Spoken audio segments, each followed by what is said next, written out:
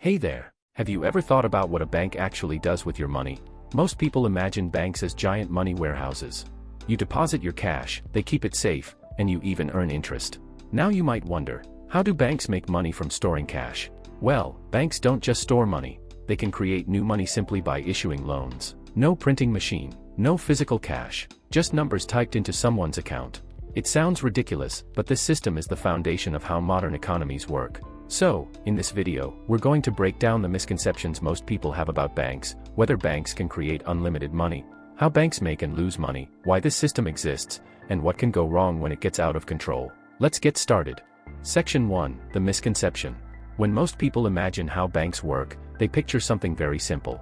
You deposit your money, the bank stores it safely in a big storage box, and when someone else needs a loan, the bank takes part of your deposit and lends it to them. It feels logical. This old story is often linked to the idea of fractional reserve banking, but it is not an accurate description of how banks actually work. So, the word fractional means only part, and reserve means the special money that banks use to pay each other. For example, when you transfer money from Bank A to Bank B using an ATM or mobile banking, Bank A must send reserve money to Bank B. This reserve money is not cash you can hold. It's a digital balance that only banks and the central bank use. In some systems, physical cash in the vault may count as reserves, but to keep things simple, we'll focus only on central bank reserves. It cannot be used directly for loans, and it never leaves the banking system.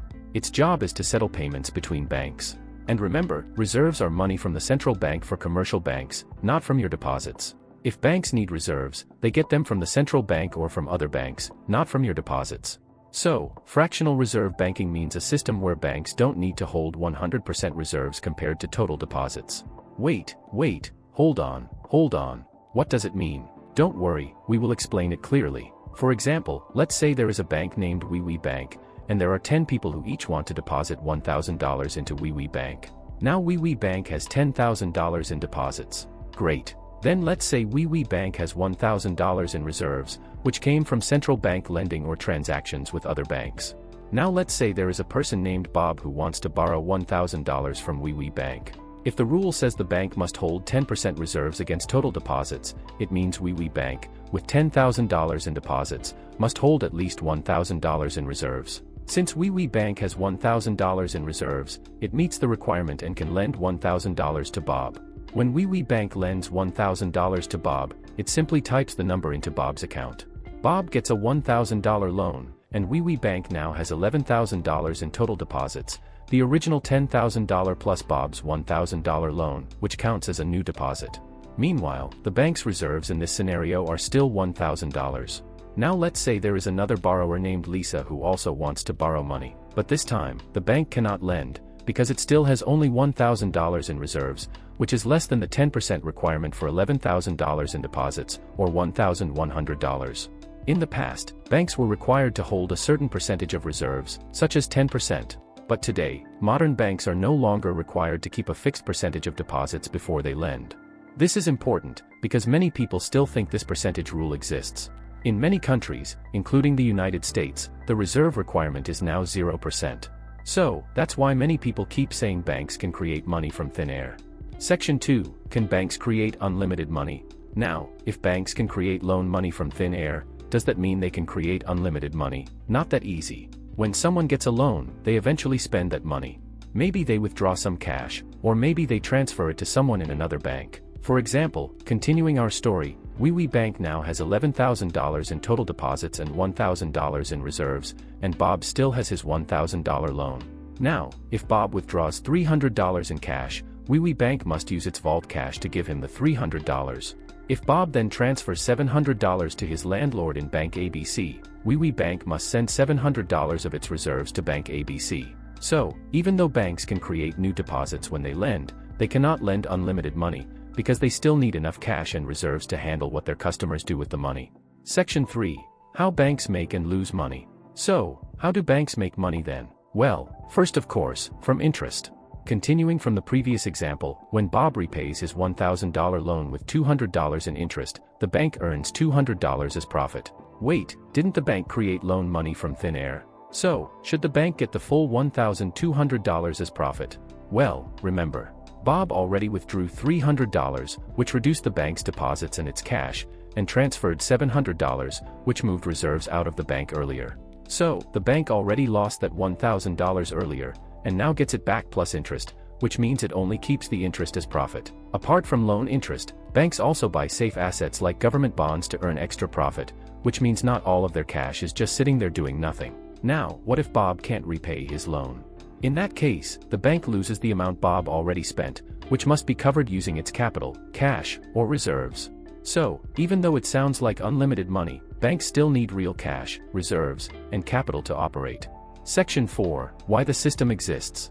At this point, you might wonder why we even use a system where banks create money. It might feel strange, but it actually exists for a not-so-surprising reason. Modern economies need credit to grow faster. Many businesses take loans to expand faster. Some people need mortgages to buy homes. And governments also borrow money. With this system, banks can lend money faster and in larger amounts, without waiting for savings to grow first. Could we do all of this without borrowing? Of course we can, but it would be much slower, because everyone would need to save money first. But this system also comes with real risks. If banks lend too much, money floods into the economy and can push prices up, especially in areas like housing or financial markets. That is how bubbles form. And if lending gets excessive, the bank itself becomes weaker, even though deposits grow. As I mentioned before, most borrowers will withdraw cash or transfer the money to other banks. This reduces the bank's vault cash and drains its reserves. When reserves and cash get too low, the bank cannot move money around as freely to settle payments. When many customers try to withdraw or transfer money at the same time and the bank cannot meet the demand, this becomes a bank run, and the bank can collapse. When one bank goes bankrupt, people panic that their money in other banks might get frozen too. So, they rush to withdraw their savings at the same time.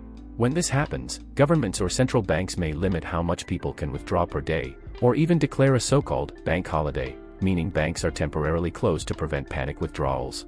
But if this happens, it often makes people panic even more and creates a chain reaction of bank runs that can crash the entire economy, similar to what happened in the US during the Great Depression. Section 5. The real limits on money creation. As mentioned earlier, traditional percentage-based reserve rules are no longer the main limit on lending in modern banking. In places like the United States, the reserve requirement is now 0%, so banks are not required to keep a fixed amount of deposits before lending. But this does not mean banks can lend without limit. The real limit today is capital and liquidity. So, what do these mean? Well, capital is simply the bank's own money, the money that comes from the bank's owners and shareholders. If the bank has many unpaid loans and starts losing its cash because borrowers have already spent the money, then the bank must use its own capital to cover those losses. So, banks still need enough capital to absorb losses and avoid failing. But won't banks take over pledged assets to cover losses? Yes. However, those assets can be illiquid, meaning they're hard to sell, like houses. So, capital acts as a quick way to cover losses temporarily. Then there is liquidity.